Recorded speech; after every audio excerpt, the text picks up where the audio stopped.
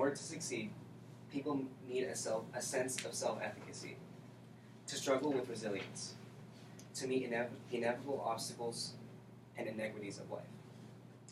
As my grandmother recalled, my great-grandfather, her father, was the epitome of resilience. He was able to accomplish feats that were once inconceivable as a child. With resiliency, we can all overcome difficulties and setbacks to make the impossible possible. Papa Harry was born into a poor Hungarian family and only spoke Yiddish. At the age of 4, his family moved to West Virginia.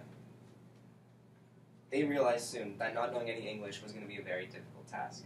Getting groceries, getting jobs, and many other everyday tasks that we take for granted were very difficult for them. In fact, Papa Harry failed out of preschool and several other elementary school grades that he had to retake. But it wasn't long until Papa Harry was able to turn his life around.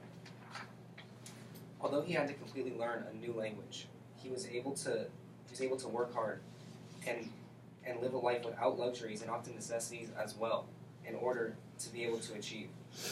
He ended up finishing atop his high school class and ended up also going to law school at DePaul, where he also finished atop his class. But even that wasn't the biggest accomplishment for Papa Harry. Through his resiliency, he was able to become a lead developer and manager for projects that turned around Chicago into what it is today. He was a real estate guru. He owned many of the skyscrapers that you see today in Chicago. By doing so, he was able to make a comfortable living for his family and give his kids a life that he didn't have as a kid. He even had a novel written about himself.